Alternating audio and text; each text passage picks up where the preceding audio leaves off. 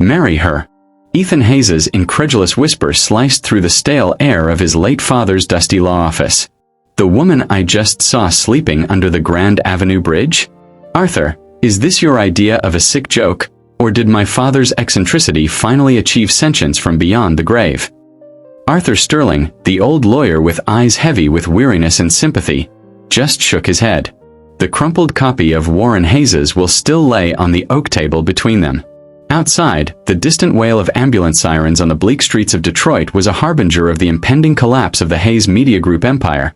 A collapse that Ethan, 40, CEO in an unwrinkled Armani suit and a heart said to be colder than the breezes of Lake Michigan, now faced a condition more absurd than his worst nightmares.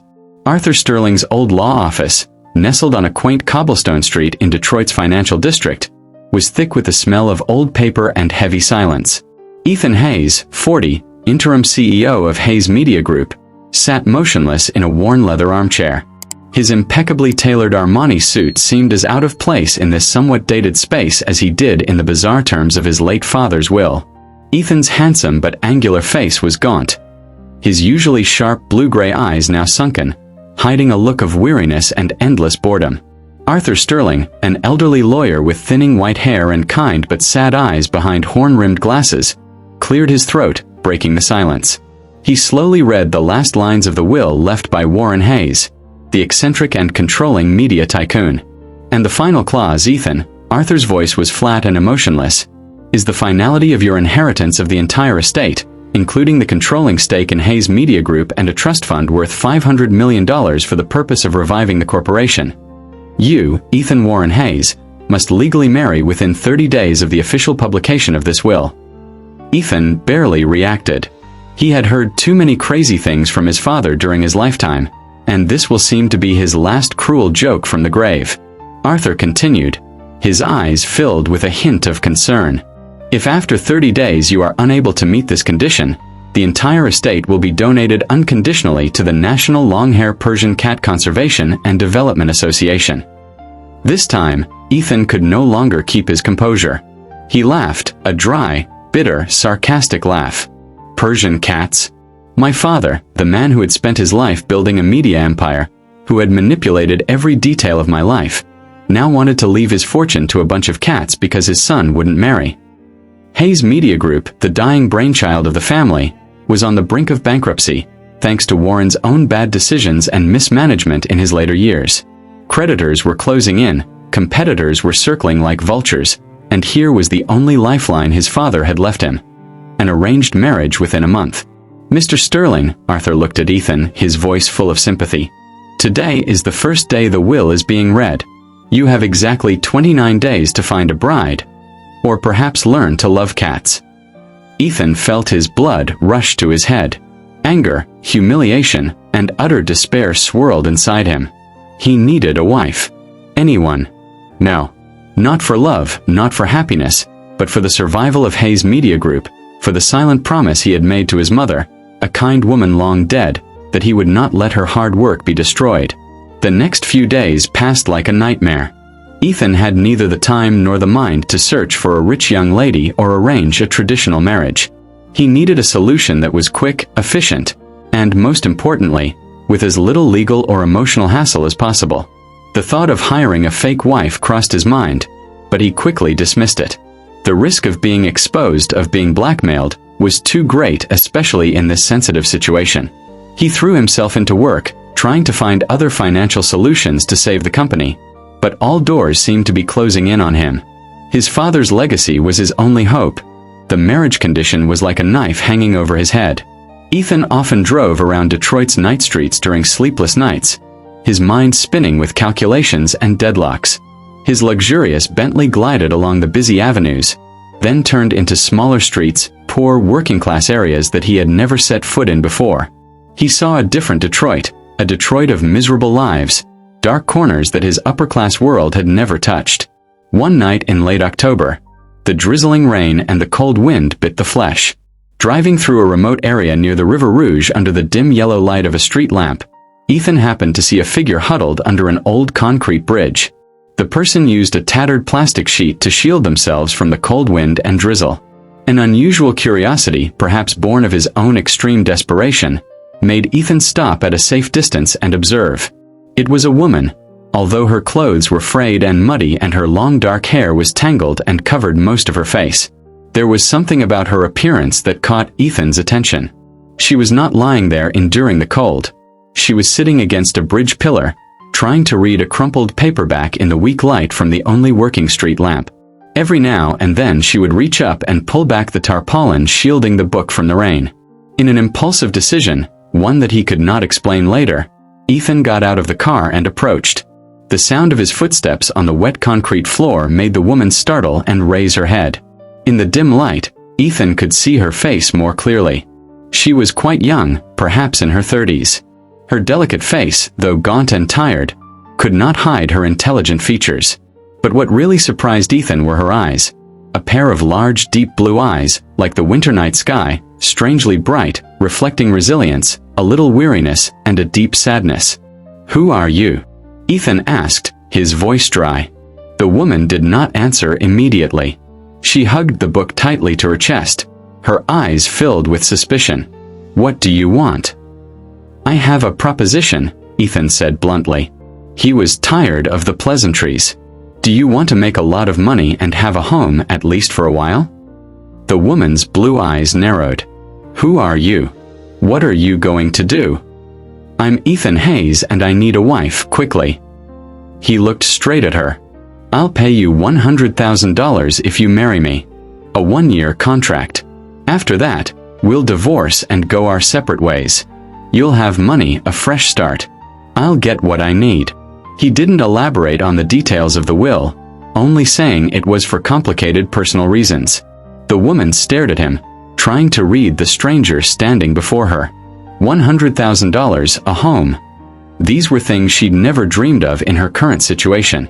But the offer was too strange, too unbelievable. "Why me?" she asked, her voice quiet. "A homeless person like me?" Ethan shrugged, trying to appear nonchalant, though there was a strange urge inside him. "Because you're the first one I've met and you don't seem like too much trouble. I don't have time to be picky." The desperation in her eyes flickered, then was replaced by a sudden determination. "My name is Serafina Rhodes," she said. "I accept your offer, but on 2 conditions. First, I get to keep this book and my few personal effects. Second," she hesitated, "there's an old friend of mine in the nearby shelter, Grace, who's sick and in dire need of medicine. You have to help her." Ethan nodded without hesitation. "Fine, consider that part of the deal." He had not expected this girl in her dire straits to ask for nothing for herself, but to think of others. And so, a strange contract was signed under a cold Detroit bridge between a desperate CEO and a mysterious homeless woman. The wedding took place the next morning at City Hall, so quickly and secretly that it was almost invisible. Only Ethan, Serafina, in the neatest clothes Ethan had bought for her, and lawyer Arthur Sterling were the only witnesses. There were no real wedding rings. Arthur gave them a pair of plain gold ones for the paperwork. No flowers, no blessings, no relatives or friends. Just awkwardness and a sense of unreality. Serafina Rhodes, the woman without a penny, was now officially Mrs. Hayes. Soon after, Serafina followed Ethan to his penthouse, a lavish, opulent space with sweeping views of Lake Michigan and the Detroit skyline. The apartment was designed in a modern minimalist style, with cool colors and expensive but unwarm furniture. Serafina entered, overwhelmed by the wealth, but also feeling a sense of strangeness and loneliness.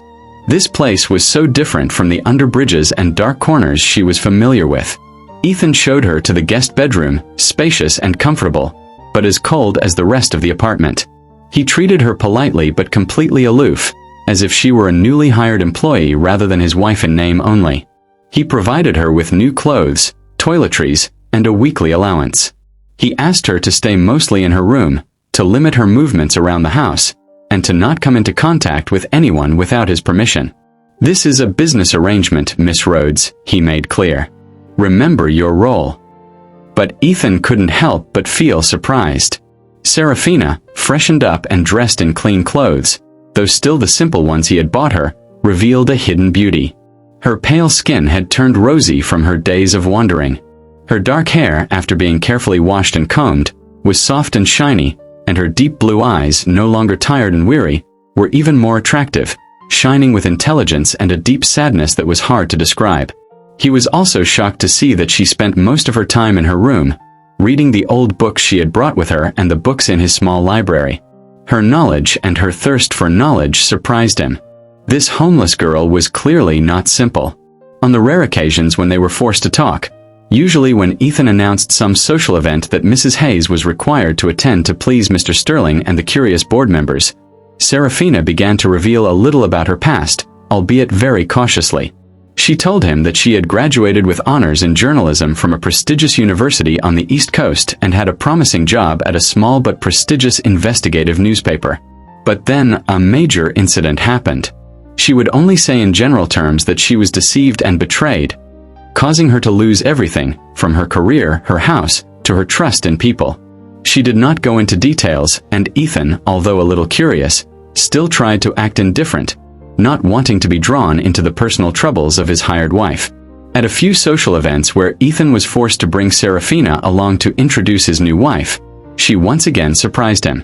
Although initially a bit shy and unfamiliar with the luxurious, fake atmosphere of the upper class, Serafina proved to have amazing communication skills. She did not try to impress, did not speak empty words, but only silently observed, listened, and occasionally made intelligent, sharp comments on current affairs or art, surprising and admiring those around her. She had a natural charm, a quiet grace that even expensive dresses cannot hide or create.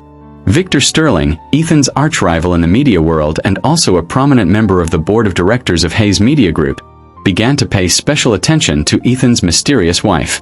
Sterling, a tycoon in his 50s with a refined appearance but always with a cunning and cruel look in his eyes, felt that something was wrong with this quick marriage. He sent people to secretly investigate Serafina Rhodes's past. At this time, Hayes Media Group was facing a new media storm, even more serious than its current financial difficulties. One of the group's leading tabloids, the Detroit Chronicle, was being sued by a powerful politician for publishing a series of false investigative articles that defame him. The lawsuit sought tens of millions of dollars in damages and, worse, threatened to revoke the newspaper's license to operate. Hayes Media's reputation, already fragile, was now in danger of collapsing completely. Ethan was on pins and needles, knowing that this could be the end of everything. Serafina, despite Ethan's orders not to interfere in the company's affairs, had overheard his tense phone calls. Seeing the desperation on his face, she also read documents related to the lawsuit that he carelessly left on his desk in the library. With the keen intuition of a seasoned investigative journalist, though that past was still a secret, Serafina noticed that there were many irregularities in this case. The evidence against the Detroit Chronicle seemed too perfect, too easy. She sensed that there was an elaborate conspiracy at work. She decided to talk to Ethan. "Mr. Hayes," she began cautiously, seeing him sitting alone in the library, his face in shadow. "I know you don't want me to pry into your affairs, but I've been looking through some of the documents from the Chronicle lawsuit. I think something's not right here." Ethan looked up, his eyes tired and suspicious. "What do you know about this, Miss Rhodes? This is the complicated world of media, not the romance novels you read." Serafina was unfazed by his sarcasm. "I used to work in journalism, sir. I have experience in investigations. I can see the signs of a fabricated story." This was the first time she had taken the initiative to reveal a more important part of her past. "Show me the entire case file. Maybe I can help you find the truth." Ethan stared at her. A homeless woman, his hired wife, saying she could help him solve a major media scandal? It was ridiculous. But then he looked into her deep blue eyes, saw intelligence, determination, and a strange confidence. He was desperate, had nothing to lose. "Okay, Miss Rhodes," he said, his voice filled with skepticism but also a glimmer of hope. "Show me what you can do." Over the next few days, Serafina seemed to transform into a different person. She was no longer her usual quiet, resigned self. She threw herself into the case file with incredible focus and energy. Her room in Ethan's penthouse had become a makeshift office, with stacks of files and notes plastered across the walls. Ethan, though still skeptical, couldn't help but be drawn to her professionalism and methodical approach. Serafina quickly discovered holes in the evidence against the Detroit Chronicle. She found overlooked witnesses, conflicting details, traces of outside interference. She enlisted Arthur Sterling, an old lawyer who had begun to see Mrs. Hayes differently after witnessing her intelligence and determination, to help her with legal matters and gather more information. She also connected with a young, idealistic but frustrated journalist at the Detroit Chronicle who was willing to cooperate to find the truth and save the newspaper. During the investigation, Serafina and Ethan were forced to work together day and night. They analyzed documents together, interviewed witnesses together secretly, and faced false clues and dead ends together. The tension, pressure, and even potential danger, because the mastermind would definitely not sit still, unintentionally drew them closer together. Ethan gradually put aside his initial coldness and distance. He was truly impressed by Serafina's intelligence, sharpness, courage, and dedication. He began to see her not just as a hired wife but as a trusted partner and comrade. And a new warm feeling began to blossom in his hardened heart. He realized that he was gradually falling in love with this mysterious and extraordinary woman. The deeper they dug, the more they discovered traces of Ethan's arch-rival, Victor Sterling, in this case. Sterling seemed to be using the politician as a pawn to bring down Hayes Media Group, creating conditions for him to take over the entire corporation at a low price. As their investigation began to make important progress, Victor Sterling also smelled danger. He began to act to silence them. Serafina received anonymous threats. Ethan's apartment was broken into, but nothing of value was taken. Only documents related to the lawsuit were ransacked. One evening, while Serafina was alone collecting more evidence in a rather deserted area, she was stopped by a group of thugs who tried to steal her briefcase.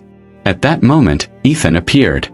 He had been secretly following and protecting Serafina from afar after noticing the signs of danger. He rushed to her rescue, regardless of his own safety. Despite suffering a few minor injuries, he fought off the thugs and brought Serafina back to safety. In that moment of facing danger, when Ethan hugged Serafina tightly to shield her, all barriers between them seemed to disappear. And at that moment, another important part of Serafina's past was exposed. In her panic, she accidentally dropped an old press card from her wallet, a card bearing the name Serafina Rhodes, but with the once famous pen name, Phoenix. Ethan picked up the card, stunned. Phoenix? You're Phoenix? The investigative journalist who exposed the Omnicorp corruption scandal 5 years ago? The case shocked the nation and Phoenix became a legend in the journalism world before suddenly disappearing without a trace. Serafina nodded, tears welling up in her eyes. She told Ethan the whole truth. After exposing Omnicorp, in which Victor Sterling was one of the major shareholders and the mastermind behind the illegal activities, she had been brutally retaliated against. Sterling had used his power and money to ruin her career, spread false rumors, caused her to lose her job, be shunned by her friends, and even had her life threatened. She had been forced to live in seclusion, change her name, and finally, when all her resources were exhausted, she became homeless, living under a bridge. The current scandal at Hayes Media, with its sophisticated tricks and Sterling's involvement, had too many similarities to what she had experienced. She knew she had to do something. Ethan hugged Serafina tightly, his heart filled with a strong emotion. Admiration, pity, and deep love. He found not only a wife but also a hero, an extraordinary woman who had suffered too much injustice. He vowed to never let anyone hurt her again. With the undeniable evidence that Serafina had collected, along with her own testimony about Victor Sterling's past crimes, Ethan decided it was time to end it all. He called an extraordinary meeting of Hayes Media Group shareholders and invited representatives of the media and press regulatory agencies to attend. At the meeting, to the astonishment of everyone, Serafina Phoenix Rhodes, Ethan Hayes' homeless wife, bravely stood up and exposed the entire plot of Victor Sterling. With sharp arguments, solid evidence, and an emotional story about her life, she not only cleared the name of the Detroit Chronicle but also exposed the true face of one of the most powerful tycoons in Detroit. Her speech was not only an indictment but also a call for truth and justice in the media industry. Ethan stood beside Serafina, holding her hand tightly, his eyes filled with support and pride. He publicly acknowledged his wife's extraordinary value and talent, calling her the beacon of truth who saved Hayes Media Group and his own life. Victor Sterling, faced with irrefutable evidence and public outrage, completely collapsed. His plot to take over Hayes Media went up in smoke. He would face legal investigation for both his past crimes and his current wrongdoings. After the storm, Hayes Media Group seemed to be reborn. The reputation of the group and Ethan Hayes personally has been restored strongly, even beyond what it was before, thanks to his courage to expose the truth and his commitment to building a clean press. Serafina Rhodes, or rather Phoenix, became a media phenomenon. Her story of going from homeless to hero to save a media empire inspired millions across the country. She received countless job offers from major newspapers and famous television stations. But more importantly, she regained her honor, her voice, and her life. When everything had calmed down, Ethan and Serafina sat together in the penthouse, which had once been a symbol of a cold covenant but now witnessed the blossoming of true love. "Serafina," Ethan began, his voice sincere and a little hesitant, "I owe you an apology. An apology for my selfishness, my materialism, and my bad treatment at the beginning. I didn't tell you the whole truth about my father's will, about the real reason I chose you under the bridge." He told her everything, holding nothing back. "I was stupid enough to think I could buy a wife with money to solve my problems," he continued, his eyes filled with regret. "But fate brought me to you, the most extraordinary woman I've ever known.